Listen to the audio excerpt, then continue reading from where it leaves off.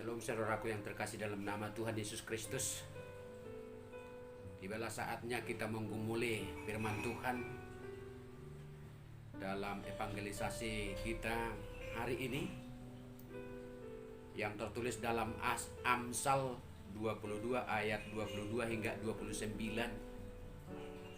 Begini firman Tuhan. Janganlah merampasi orang lemah, dan janganlah menginjak-injak orang yang berkesusahan di pintu gerbang. Sebab Tuhan membela perkara mereka dan mengambil nyawa orang yang merampasi mereka. Jangan berteman dengan orang-orang yang lekas gusar. Jangan bergaul dengan seorang pemarah. Sebab engkau jangan menjadi biasa dengan tingkah lakunya dan memasang jerat bagi dirimu sendiri. Janganlah engkau termasuk orang yang membuat persetujuan dan yang menjadi penanggung hutang. Mengapa orang akan mengambil tempat tidurmu dari bawahmu bila engkau tidak mempunyai apa-apa untuk membayar kembali? Jangan engkau memindahkan batas tanah yang lama yang ditetapkan oleh nenek moyangmu. Pernahkah engkau melihat orang yang cakap dalam pekerjaannya? Di hadapan raja-raja dia akan berdiri, bukan di hadapan orang-orang yang hina. Demikian firman Tuhan. Saudaraku yang terkasih dalam nama Tuhan Yesus Kristus, coba kita lihat dengan jelas. Ada sebuah frase dikatakan begini: orang yang lemah dengan kelemahannya dan orang yang susah dengan kesusahannya terinjak-injak. Tetapi Tuhan akan membela perkara mereka, bahkan akan mengambil nyawa orang yang merampasi mereka. Dan janganlah bergaul dengan orang yang lekas gusar dan pemarah, supaya jangan terkontaminasi, supaya hidup kita jangan terbiasa dengan tingkah lakunya, yang pada akhirnya kita akan menjadi terjerat. Janganlah termasuk kepada kelompok orang yang suka berjanji atau membuat persetujuan dan menjadi penanggung hutang. Pasti akan ada pemaksaan, atau hingga pada akhirnya memindahkan batas tanah yang sudah ditetapkan oleh nenek moyang. Dan yang selanjutnya, melihat orang yang cakap pada intinya dalam pekerjaannya. Suatu saat dia akan berdiri di depan raja, bukan di hadapan orang-orang yang hina. Ini menyangkut kepada kelas, atau barangkali juga mungkin hanya bisa dikatakan dengan kebiasaan hidup, bukan hanya sebatas level. Seringkali kita membaca di surat kabar dan juga televisi yang sering memberitakan tentang orang-orang yang hebat yang di bidangnya masing-masing diundang oleh Bapak Presiden ke Istana Negara untuk menerima penghargaan yang cukup prestisius dan juga jamuan makan malam. Dan kita tahu bahwa tidak semua orang yang dapat menerima undangan yang luar biasa seperti itu, apalagi beroleh penghargaan dari presiden. Mereka adalah orang-orang yang berprestasi, atlet-atlet yang mengharumkan nama bangsa di ajang olahraga internasional, pelajar-pelajar yang selalu memenangkan berbagai bidang olimpiade, bidang sains, atau juga pelopor-pelopor penyelamatan lingkungan hidup dan sebagainya. Lalu mengapa mereka bisa berprestasi? Tentunya karena mereka mau mengerjakan tugasnya dengan bidangnya masing-masing dengan penuh integritas. Jadi tanpa integritas, apapun yang mereka kerjakan tidak akan membuahkan hasil yang maksimal. Tentunya mereka mendapatkan sorak-sorai yang meriah, yang luar biasa atas prestasinya. Bukan hanya sebagai kebanggaan pribadi semata-mata, tetapi juga menjadi kebanggaan bangsa dan negara. Sehingga setiap ada jadwal perhelatan mereka, pertandingan mereka, semua orang pasti mengejar dan merindukannya. Tidak sedetik pun meninggalkan tontonan dari mereka, mereka akan dirindukan pertandingannya. Bahkan dari tempat jauh, bahkan dari luar negeri pasti datang untuk menonton mereka. Ada juga orang yang diberitakan memang sebaliknya di koran atau di media, di televisi diberitakan karena masalah amoral dan lain sebagainya tentang kriminal. Ya jujur saja orang-orang yang berpikir seperti itu pasti dicibir. Mungkin juga bukan menonton malah televisi penonton itu menjadi rusak. Tidak menyukainya. Yang terjadi malah mereka akan dijebloskan ke prodeo. Di dunia kita ini pastinya akan tetap ada orang-orang yang inginnya adalah yang terbaik. Tapi dia sama sekali tidak mau berusaha untuk melakukan yang baik. Orang-orang yang seperti ini gemarnya hanya mengisi kehidupan dengan keluhan, protes, dan komplain. Dan pikiran-pikiran dan kata-kata mereka hanya menuntut, hanya berpikiran supaya bagaimana saya lebih daripada orang lain. Ingin karirnya meningkat tetapi hidupnya suka malas-malasan. Ingin gajinya besar tapi kerjanya asal-asalan. Ingin jabatan tetapi tidak memiliki track record yang bagus. Ingin diperhatikan dan dipromosikan tetapi tidak satupun hasil yang bisa diandalkan. Ada memang orang-orang seperti ini yang bisa menduduki posisi strategis, posisi yang tinggi. Tetapi itu bukanlah dari ukuran kemampuan dan kepantasan mereka, melainkan dari hubungan kolusi, atau paling tidak ada koneksi, atau juga lewat suap menyuap, bisa saja. Malah orang-orang seperti ini bukan membanggakan lingkungannya, bukan membanggakan bagi keluarga dan negara, malah menyusahkan bagi orang lain. Orang lemah di sini pasti akan terinjak. Ijuk di para-para, hotang di parlebian. Nabisuk na punahata, na oto panggadisan. Cocoknya memang seperti itu mereka, walaupun mereka berpikir bahwasanya benar atau tidak itu luar biasa.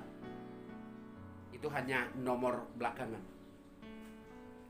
Ada juga umpama orang Batak bilang begini, mek si hapor di jujung dosi majujungnya. Dalam bahasa Indonesia kalau nggak salah ada belalang yang kecil tapi dia akan angkat kepalanya. Nah, jangan lihat hanya orang-orang lain itu hanya dari sisi lemahnya, tetapi lihatlah mereka dari sisi pembelaan Tuhan dalam hidup mereka. Tuhan sangat menyayangi orang-orang yang kecil, lemah, dan susah. Ada juga pengajaran lain yang demikian. Birongpe pas sisiran, dijabu doingananna, botarpe anani habing di bara doingananna. Artinya, segala sesuatu itu baik dilihat bukan dilihat dari warna luarnya, tetapi pengaruh dan fungsinya. Apakah saya berpengaruh positif terhadap sesama? Atau apakah Bapak Ibu sudah memiliki kemampuan yang positif untuk membangun sesamamu, membangun rumahmu? Sedikit kita membahas tentang cicak yang lemah dan belajar dari cicak yang kecil itu. Firman Tuhan dalam Amsal 30 ayat 28 demikian. Cicak yang dapat kau tangkap dengan tangan, tetapi yang juga ada di istana raja. Cicak itu binatang lemah, tetapi ternyata keberadaannya bisa sampai ke istana raja. Bahkan raja sekalipun tidak akan pernah merasa perlu untuk mengusiknya.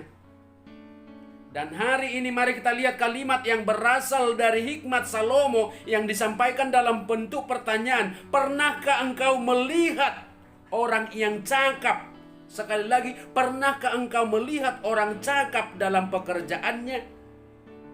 Di hadapan raja-raja dia akan berdiri, bukan di hadapan orang-orang yang hina. Coba perhatikan kata cakap. Orang yang cakap itu firman Tuhan. Itu kata Tuhan, itu kata firman ini. Tuhan tidak hanya mengucapkan kata kerjanya saja, tetapi dilengkapi dengan kata cakap. Dalam bahasa Inggrisnya dikatakan diligent. dan skillful. Atau kita terjemahkan dengan kata rajin, tetapi juga ahli. Rajin tidak cukup, tetapi juga harus ahli. Ahli juga mungkin tidak cukup, tetapi dia juga harus rajin. Itulah yang dimaksudkan dengan lewat kata cakap, dan itulah yang seharusnya menjadi gambaran orang-orang yang mengaku sebagai pengikut Kristus.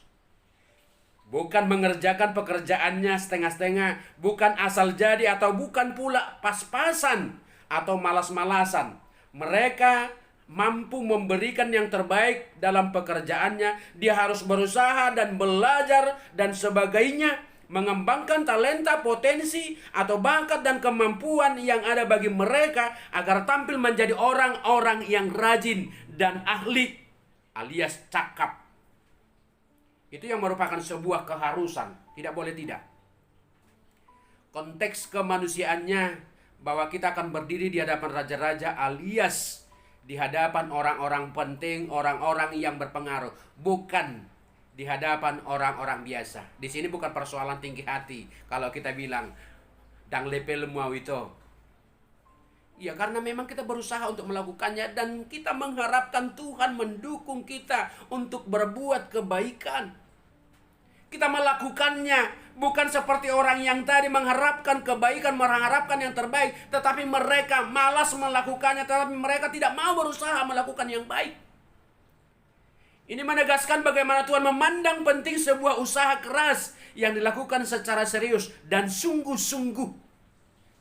Dia siap memberkati. Tuhan sangat-sangat rindu memberkati usaha orang yang bekerja keras, yang selalu memberikan yang terbaik untuk terus meningkatkan taraf imannya, dan bukan untuk bermalas-malasan sehingga apa yang dia peroleh itu semakin turun.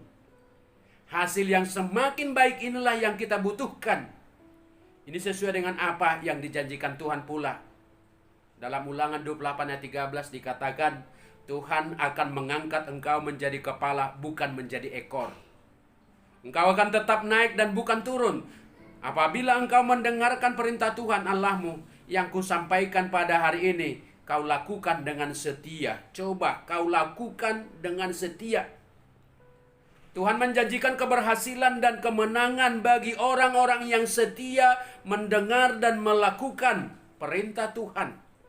Kita didesain bukan menjadi ekor, tetapi adalah kepala. Dimaksud untuk terus naik dan naik dan naik, bukan malah turun. Ini akan kita peroleh jika kita mau mendengarkan perintah Tuhan dan melakukannya dengan setia. Bekerja secara serius dan sungguh-sungguh adalah salah satu bagian dari melakukan firman Tuhan dengan setia. Dan itu akan membuat kita memperoleh keberhasilan demi keberhasilan dari perjalanan pekerjaan dan perjalanan hidup kita. Keluarga atau dalam apapun yang sedang kita lakukan. Sebab orang yang cakap adalah orang yang tidak mau menyerah, yang tidak mau berhenti atau mundur di tengah jalan dari apa yang telah dia lakukan. Orang yang cakap punya keahlian sendiri dan rajin. Orang yang cakap tidak suka bermalas-malasan, tetapi rajin dalam berusaha. Mereka cekatan serius dan punya mental pejuang. Sekali lagi, mental pejuang. Bukan pecundang, bukan penakut. Seorang yang cakap tidak akan mau mengeluh atas pekerjaan yang berat dan banyak, tetapi dia akan merasa tertantang dan melihatnya sebagai tantangan untuk meningkatkan dan belajar untuk memberikan hasil yang terbaik. Orang yang cakap juga tidak mencari-cari alasan apabila keliru dalam melakukan sesuatu. Sebaiknya mereka akan melakukan perbaikan sehingga menghasilkan sesuatu yang maksimal. Sekali lagi, yang maksimal.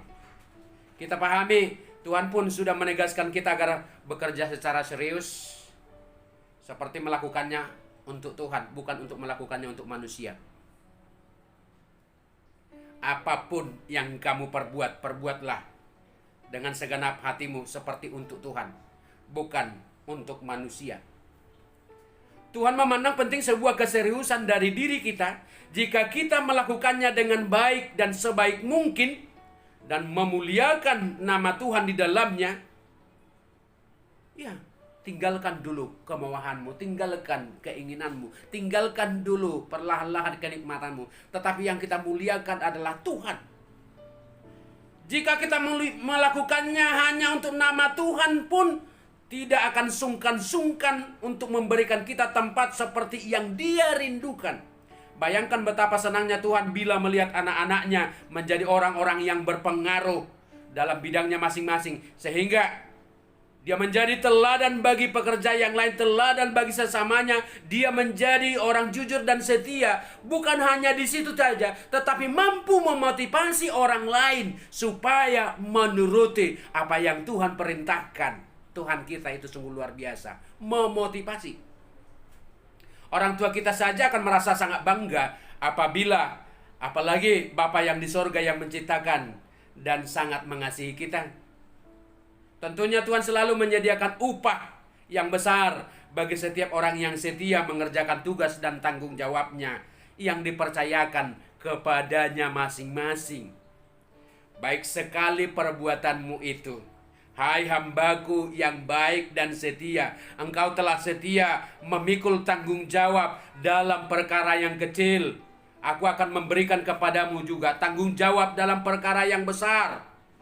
Itu dia. Maka saudaraku yang terkasih dalam nama Tuhan Yesus Kristus, maka selalulah berupaya untuk berbuat yang baik. Sebab cakap dan selalu mengusahakan berbuat yang terbaik kepada Tuhan, itu adalah karya Tuhan untuk membuat pekerjaannya, untuk memuliakan namanya, sehingga orang-orang yang percaya kepadanya turut terberkati. Amin. Tuhan memberkati. Shalom.